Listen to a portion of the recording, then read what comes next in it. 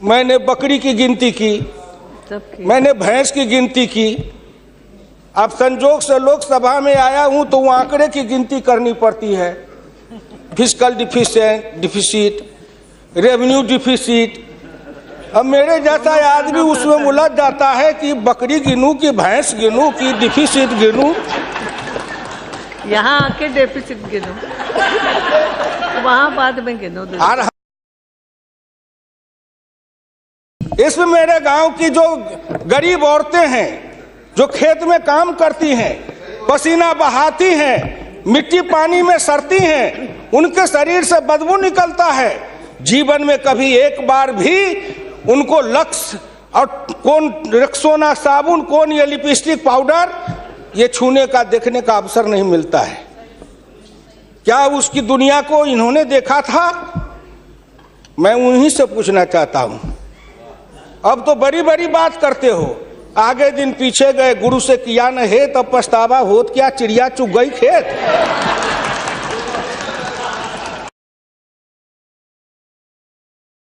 मैं 1977 में एमएलए बन के आया, इंडिया गेट के किनारे पैदल टहल रहा था। एक बड़ी गाड़ी में एक बड़ा कुत्ता जा रहा था, वो अपने मुंह को निकाल के जी लपलपाते जा रहा था।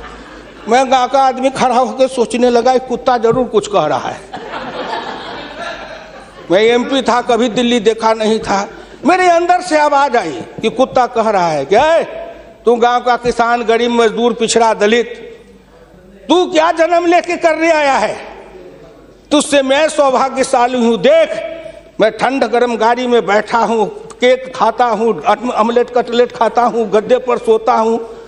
तुमने देखा हिंदुस्तान, तुमसे अच्छा मैं हूं।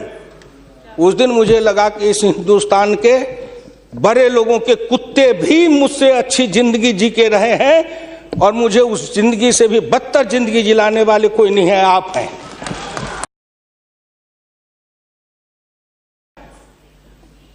क्या हिंदुस्तान के पिछड़े और दलित समाज के लोगों ने अपराध किया था कि उसमें जन्म लिया?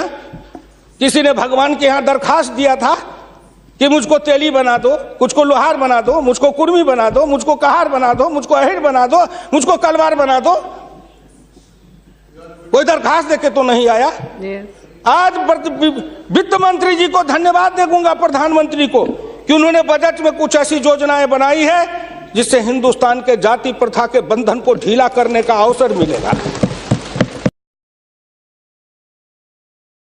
हिंदुस्तान के गांव के गरीब पिछड़े दलितों ने मिलकर कन्याकुमारी से कश्मीर तक, कामरूप से द्वारका धाम तक, इस आसान के साथ आपके शब्दों में, जिनको आप अपने ऑफिस के आगे चाय की दुकान खुलवा रहे थे, वो चाय की बेचने वाला, रेल के फुटपाथ पर पानी पिलाने वाला गरीब निर्धन, जिनकी मां मजदूरनी का काम करती थी, ऐसे के बेटा को भारत के प्रधानमंत्री की कुर्सी पर बैठाया कि नरेंद्र मोदी आएगा, भारत का प्रधानमंत्री बन जाएगा, गांव गरीब किसान मजदूर के भाग्य चमक जाएगा।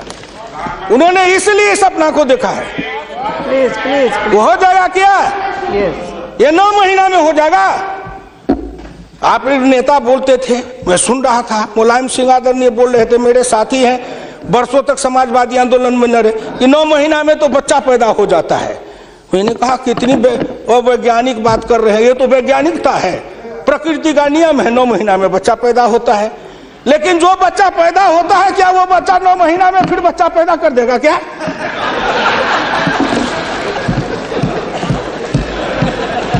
कितनी आप वैज्ञानिक बात बोल रहे हो? इस सरकार का 9 महीना हुआ, 10 महीना हुआ, सरकार पैदा हुई, अब क्या सोचते हो? आप क्या सोचते हो? इसलिए आपसे मेरी विनम्र प्रार्थना है, कहीं पर निगाहें, कहीं पर निशाना, न कुछ मिले तो कुछ कहिए, ना कुछ मिले तो विरोधी में गए तो कुछ न कुछ तो कहना है ना, नहीं तो दुनिया कैसे देखेगी कि विरोधी का काम कर रहे हैं। इसलिए आपसे मेरी विनम्र प्रार्थना है, अगर विरोधी का काम भी करना है तो आप अपने नेताओं को कहिए कि कुछ दिन हमारे पास आए, 6 महीना ट्रेनिंग दे देंगे कि हम विरोधी थे तो क्या करते थे। अरे नाटक भी करिए तो किसी डायरेक्टर से सीख तो लीजिए, जो गरीबी का डायरेक्टर है उससे सीखे नहीं, गरीबी का नाटक खेल रहे हैं। ये एक गांव में नाटक